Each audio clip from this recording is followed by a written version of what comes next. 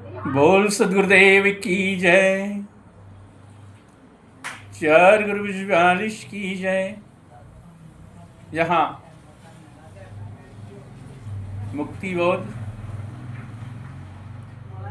और धर्म बोध, यहाँ कर्म बोध, कर्म कैसे करना चाहिए। गृहस्थ साधु घर में रहकर साधु कैसे बने, इसको जाने। जिह आश्रम आश्रम सकल आश्रम कतहु न आन। यह हमारा जो घर है वही हमारा आश्रम, और कोई आश्रम नहीं, यही आश्रम है। गृहाश्रमी के धर्म को वर्णन करो सुजान। जो घर के आश्रम में रहकर कैसे रहना चाहिए, कैसे चलना चाहिए, उसको यहाँ संत जन बता रहे हैं। सांझ सकार मध्याह को संध्या तीनों काल, और कहे धर्म कर्म तत्पर सदा कीजिए सुरति संभाल। यहाँ घर में ही रहकर संध्या, दोपहर और संध्या तीनों टाइम सुरति करना चाहिए। सुरति को संभाल कर रखना चाहिए, सुरति ना बिगड़ न पाए। और कर्म धर्म तत्पर सदा कीजिए सुरति संभाल। और कर्म भी अच्छा करें, धर्म भी अच्छा करें, सुरति को भी संभाल कर रखें। कोटिन कटंक घेरी, कोटिन कटंक घेरी जयो, नित्य किया निज कौन। यहाँ इस संसार में करोड़ों कांटा हमें घेर रखा है। यहाँ बहुत से कांटा है जो हमें घेर कर रखा है। जिस प्रकार यहाँ बमरी की पेड़ जैसे है, बमरी के पेड़ में डाली होता है और डाली में कांटा, उसी प्रकार जो हमारा मानव जीवन में जितने हम डालियां फैलाए हैं, परिवार है, संपत्ति है, तो ये सब कांटा ही समझो, माया की कांटा। सुमिरन भजन के अंत में मन चंचल गहिलीन। तो नित्य प्रति नित्य क्रिया, भजन पूजन, सुमिरन और नाम जाप, सुरति, और ये मन की चंचलता को हमें एकाग्र रखना चाहिए।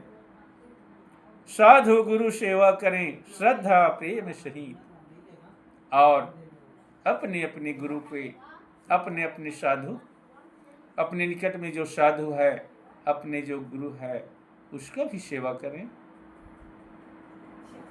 और देव परम पर प्रभु ध्यावहि, और करी अतिशय मन प्रिय। और अपने जो इष्ट देव है, देव परम प्रभु ध्यावहि, अपने देव को बहुत प्रेम से, बहुत श्रद्धा से, बहुत आनंद के साथ मनाना चाहिए। और करी अतिशय मन प्रीत, और बहुत श्रद्धा से प्रेम करना चाहिए। और तन मन धन साधु जो से वही, और जपे निरंतर नाम। और जिसने अपने तन और मन से, तन मन साधु जो से वही, साधु की सेवा तन से और मन से करना चाहिए। तो मन से कैसे करना चाहिए? हंसकर।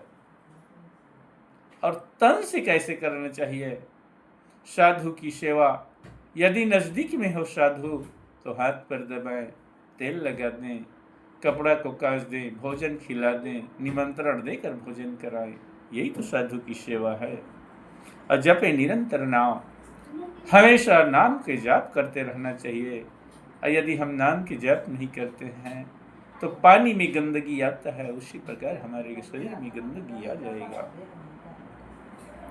अब पुरुष यति गृह सो पावे परम पद, योग समाधि न काम। इतने रहने पर, अपने घर में ही रहकर अपने घर आश्रम में ही रहकर परम पद को प्राप्त कर सकता है। अयोग समाधि लगाने का काम नहीं है, ना योग लगाने की जरूरत है, ना समाधि लगाने की जरूरत है।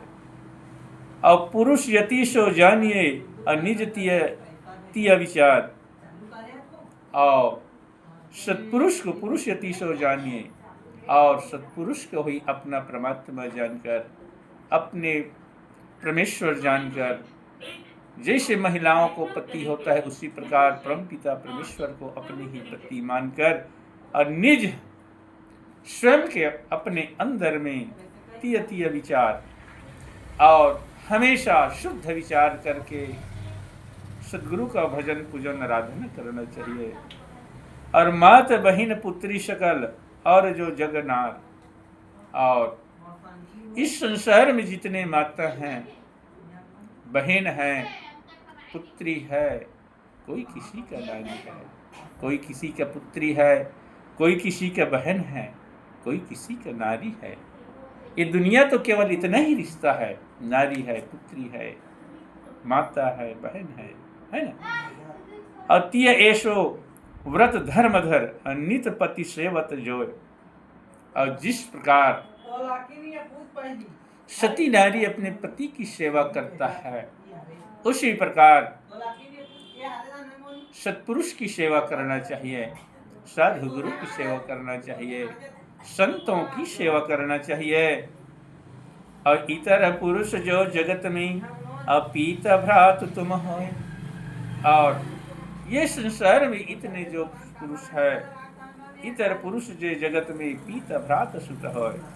इस संसार में जो पुरुष वर्ग के लोग हैं, तो कोई पिता है, कोई भ्राता है, कोई पुत्र है, बस इतने ही तो नाता है। सब किसी के ना किसी का कोई पुत्र पिता नाता सबका लगा है ना भाई। और इतर पुरुष जे जगत में पीत भ्रात सुत होय, और पति की आज्ञा में रहे निज तन मन ते लाभ। और हमेशा इस सत्पुरुष पिता पति के आज्ञा पर हमेशा रहना चाहिए। जो शास्त्र बता रहा है चलने को, उसी प्रकार चलना चाहिए। जो साधु गुरु ने बताया है चलने के लिए, उसी को चलना चाहिए।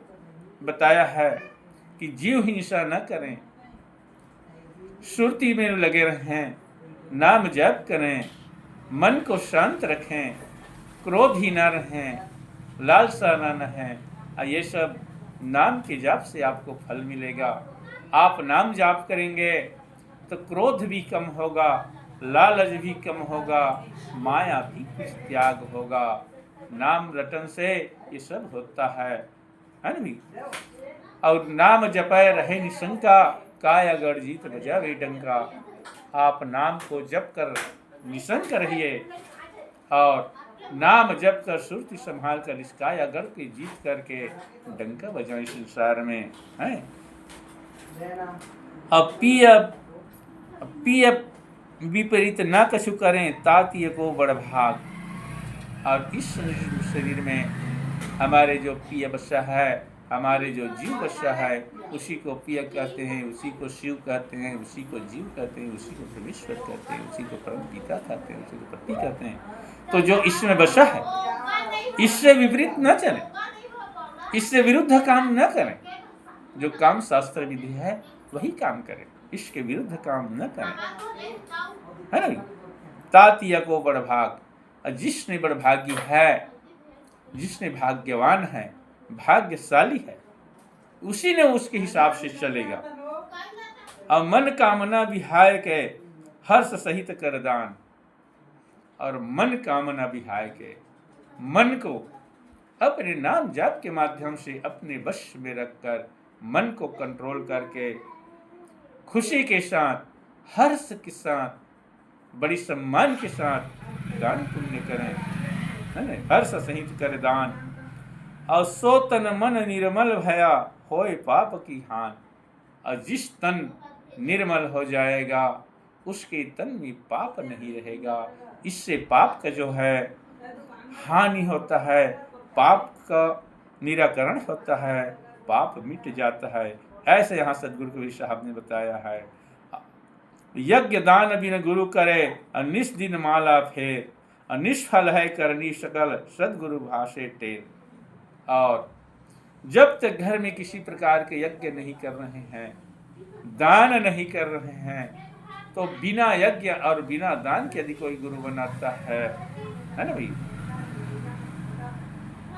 यज्ञ दान बिना गुरु करें, अनिस दिन माला फेर, जिसने बिना आज्ञा के दान करता है, जिसने बिना आज्ञा के गुरु बनाता है और बिना दान के जो गुरु बनाता है और रोज के रोज वो माला फेर रहा है, उसको गुरु बनाने से कोई फायदा नहीं है।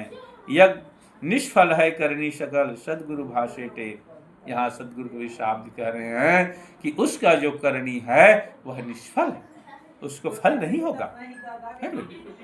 प्रथम गुरु से पूछिए कीजिए काज बहुत, पहले अपने गुरु से पूछ लो कि क्या करना है, कैसे करना है।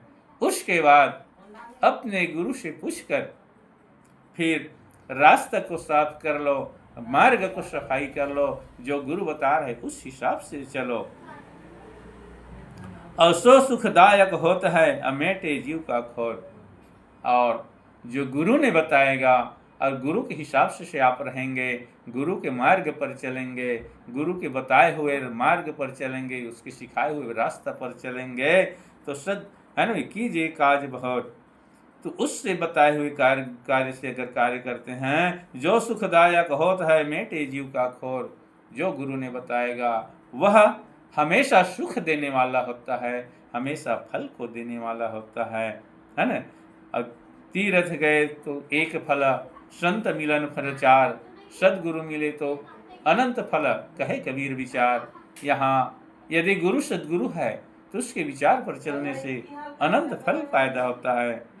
अभ्यागत आगम निरखी आदर मान समेत, अभोजन छाजन बीत यथा सदा काल जो दे।